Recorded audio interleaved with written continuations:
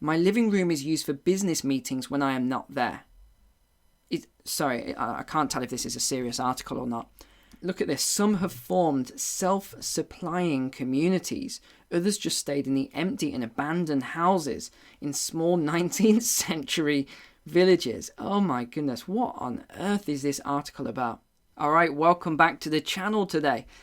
Today's video comes by ridiculously popular request, and that is so many of you have sent me this video and this article from the World Economic Forum, my best friends, as you know. My first ever YouTube strike and video that got banned was because I analysed the World Economic Forum. I looked at their partners and their investors, and I found out a few things that I guess some people didn't like me to talk about. So I'm playing with fire a little bit today. Thank you for sending me this article. I think maybe 15 to 20 of you sent me this article. And I'm going to be going through this and just giving my commentary on it, shall we say. Then we're going to have a look at a video where you will own nothing and be happy. In fact, let's jump to that video now so we can give this some context. Here it is. You'll own nothing and you'll be happy, apparently.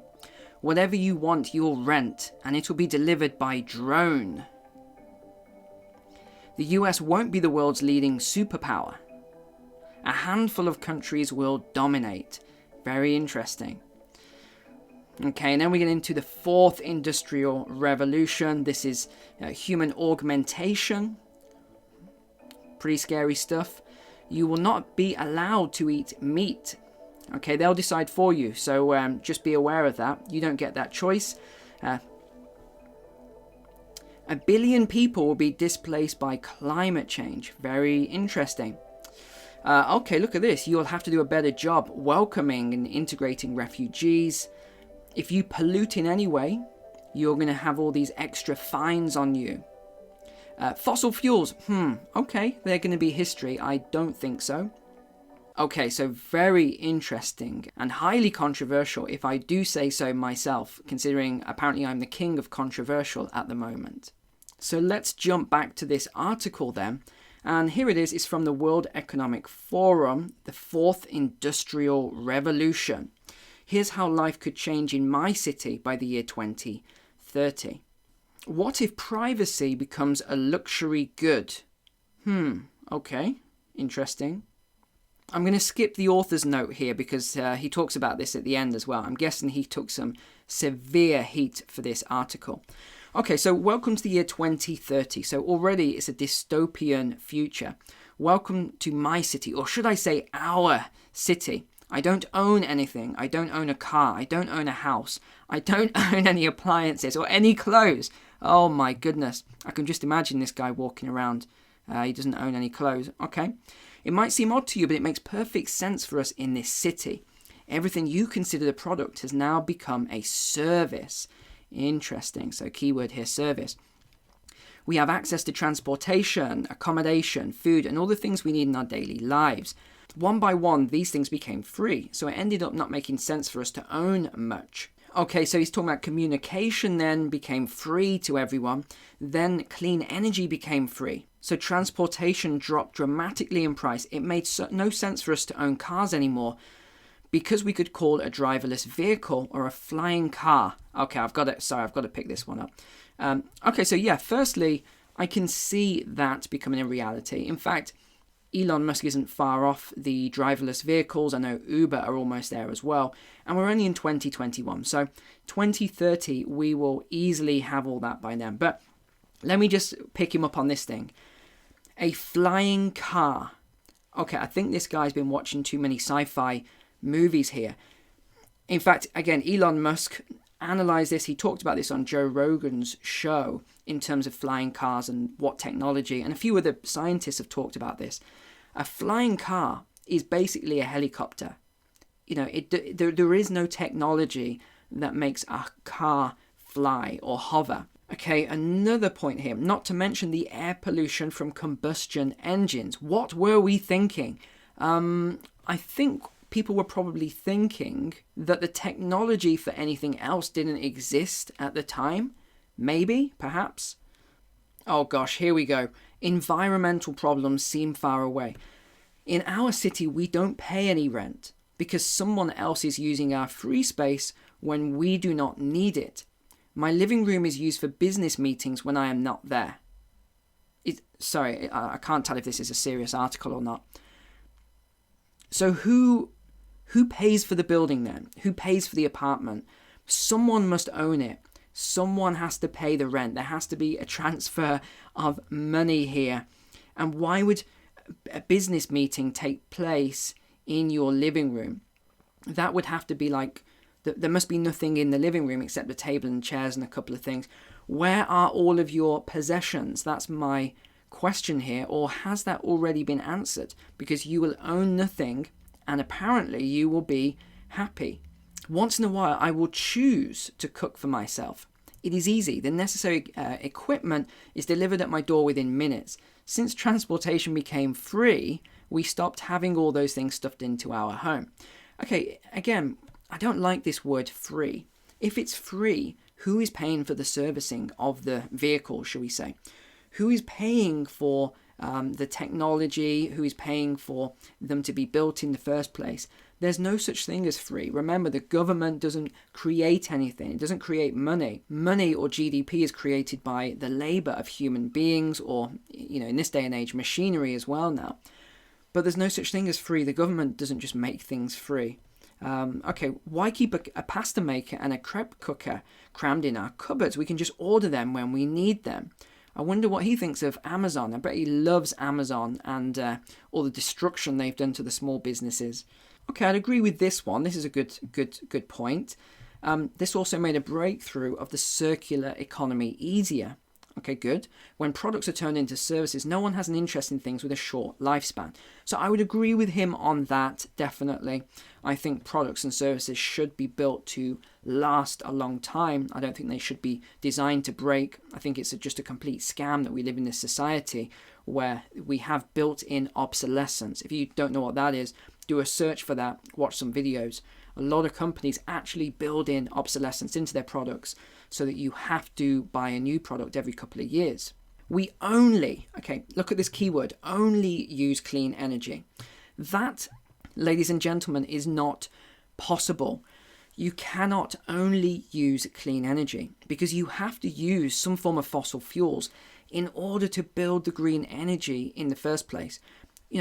I have this argument all the time with these sort of eco-warriors who say, oh no, we just need to build all these windmills and solar panels and all this other stuff. I don't disagree. I actually like clean energy. But what I'm saying to these people is, what do you have to do? How do you make these items? And they're clueless. They have absolutely no idea. They're talking about all the wood chippings as well. When you burn all the wood chippings for energy. I said, where do you think those wood chippings come from? Obviously, they cut down trees to make those wood chippings. I don't think they get this stuff. The air is clean, the water is clean, and nobody would dare to touch the protected areas of nature because they constitute such high value to our well-being. Again, that is a very utopian dream and vision. Human beings are not like that. You do have a very small percentage, and again, there's a very small percentage of human beings that are just not good people.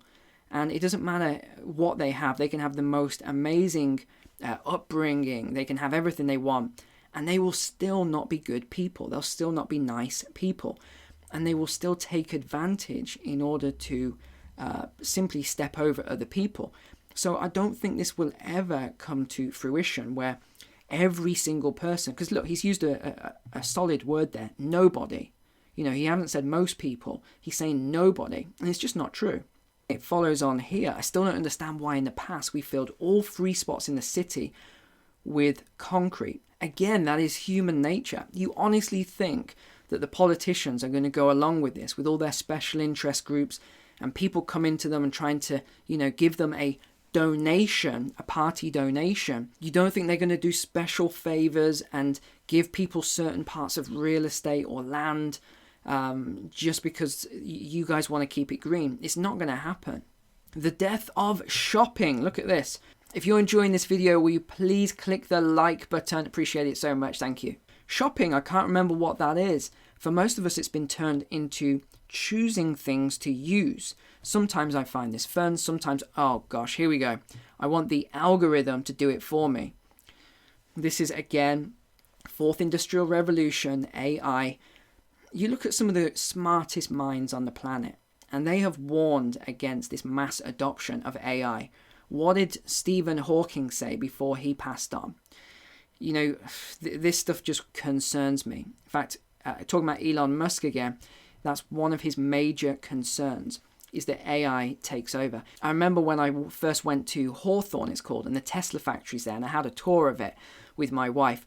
And what struck me when I first went in was they had a Skynet and a Terminator in the sort of lobby area, and it was like a display piece. And I asked one of the guys, what's the deal with that? And he said, oh, Elon is concerned that Skynet will become real in the future. So all these people that keep talking about AI and giving AI complete, control to do what it wants and grow to it, these people are fools. They're absolute fools to just think that this stuff isn't going to, just run away in the future. And again, look at this. When AI and robots took over so much of our work, we suddenly had time to eat well, sleep well, and spend time with other people. Well, okay, if that's true, then why haven't the lockdowns done that for us right now? Why haven't the lockdowns enabled us to eat better, sleep better? Okay, we're not going to spend time with other people because we're in lockdown. But that just disproves this point right now. People are not eating better. In fact, people are getting more obese during lockdown. People, and I don't know, maybe they are sleeping more, but they're definitely not more healthy. In fact, it's proven, if you look at the statistics on Netflix and all these other streaming sites, the traffic is through the roof, which means people are less active. Another dangerous statement here, the concept of rush hour makes no sense anymore since the work can be done at any time. Okay, that's fine. I don't really know if I would call it work anymore. It's more like thinking time, creation time, and development time. That is a concerning statement. So many people are trying to move us towards this era of not working. And, UBI, Universal Basic Income, all these other things, people will spend their time thinking and being creative in the future. That, again, is very dystopian. Or a utopian, shall we say, vision of the future. Because there's always someone that needs to work, someone needs to build the products, someone needs to deliver the services, someone needs to do the cleaning, someone needs to, there's all these things that need to be done. You can't just outsource all of this and spend all your time in thinking time and creation time. Again, here it is here. For a while, everything was turned into entertainment. People did not want to bother themselves with difficult issues. It was only at the last minute we found out how to use these technologies for better purposes than just killing time. And this paragraph here really does it for me. They've got it backwards. It tells us straight away how backwards they've got this. They live different kinds of lives outside the city. And they're using the word different, but he's really saying it's a more negative life and that it's worse than living in the city. Primrose Everdeen. I would say it's going to be the opposite in the future. I think living in the city is going to be the worst life. My biggest concern, all the people who do not live in our city, those we lost on the way, those who decided it became too much, all this technology, those who felt obsolete and useless when robots and AI took over parts of our jobs. Again, this is concerning because if you read any philosophy books, just go through, read whatever you want, you'll find that all of these great thinkers of our time all said the same thing, that we get our fulfillment not through our leisure time, but through our work time, knowing that we're actually contributing and doing something that matters. Now, not everybody, I get it. If you're in a factory job and it's very menial work, then these sort of things will be replaced by technology, by AI, by robots anyway. But for so many people who think that they're just going to sit at home and watch Netflix and just enjoy themselves 24/7, people will get bored of this very quickly. And believe me, I know I'm a living testimony of this. When I thought, I've got enough money and I've retired and I'll just do what I want, I lasted about 5 days on the beach, drinking my coconuts before I realized actually this is not what I thought it would be. And I got my most fulfillment from actually doing something to contribute. Now, it doesn't have to be work. You could do all sorts of things. It could be doing something creative, like he mentions. It could be running a charity. It could be something like that. But to just think that people might just not work at all and enjoy themselves all the time, that just isn't going to happen. Look at this. Some have formed self-supplying communities. Others just stayed in the empty and abandoned houses in small 19th century villages. Oh my goodness, what on earth is this article about? Once in a while, I get annoyed about the fact that I have no real privacy. Guys, as I've said before a number of times, when I read these articles, I don't see them just as, information pieces. I see them as predictions, what they're telling us is going to happen in the future. And that's what really concerns me about some of the things the World Economic Forum is up to. I know somewhere everything I do, think and dream of is recorded. I just hope that nobody will use it against me. Of course they will. That's what all of these companies have been doing, these big tech companies that have dominated now. It's been proven how they meddle with all sorts of things going on. They get involved, they use this big data, they help to persuade us and influence us to do things that we wouldn't have done normally. Of course this is going to continue. All in all, it is a good life, much better than the path we were on, because it became so clear that we could not continue with the same model of growth. We had all these terrible things happening. Lifestyle diseases. We've stopped the lifestyle diseases, haven't we? Yes, there was a fantastic solution for that. Climate change. The refugee crisis. Again, what's happening with that crisis? In fact, I'm not allowed to talk about that. I'll get off that topic. Environmental degradation. Completely congested cities. Another one that they have solved. In fact, quite interesting, a lot of these have been solved just in the last year. Congested cities, we don't have that anymore. Water pollution, that has reduced according to the World Economic Forum. Air pollution has also reduced. What hasn't? Social unrest and unemployment. In fact, these have become a lot more extreme. And I often talk about how society operates as a circle, as segments. You've probably heard me talk about this before. You can't make extreme changes in one segment without having a counter-extreme change to another segment. So all of these things that are happening, all the social unrest and everything else that's going on to these extreme levels, they are in direct correlation with some of the other levels and other segments that are being affected. And then the final line, we lost way too many people before we realized that we could do things differently. Again, is that just a throwaway comment, or is that a forecast for the future? But another thing I want to talk about before we look at the author's note, someone must own all these things. The drone will fly something in and you'll own nothing and you'll be happy and you won't even own a home. Well, what's that? How is that going to work? Is it going to be social credit scores? What if you don't do what they want you to do? Will you still get a home? Will you still be permitted? Will you be allowed to travel? Will you be allowed to do any of these things? We just don't know. But it's just incredible that this second to last paragraph here, so much of what he forecast in 2016 when this article was written has come to pass in the last year. Very interesting. So look at this author's note. Some people have read this blog as my utopia or dream of the future. It is not. Very strong response there. It is not. It's a scenario showing where we could be heading for better and for worse. I wrote this piece to start a discussion about some of the pros and cons of the current technological development. When we're dealing with the future, it is not enough to work with reports. We should start discussions in many new ways. This is the intention of the piece. But here's the irony. All the comments have been disabled. So I am guessing that he must have got absolutely destroyed for this piece. Especially as he went as far to add a note here as well. So November 2016. That was written.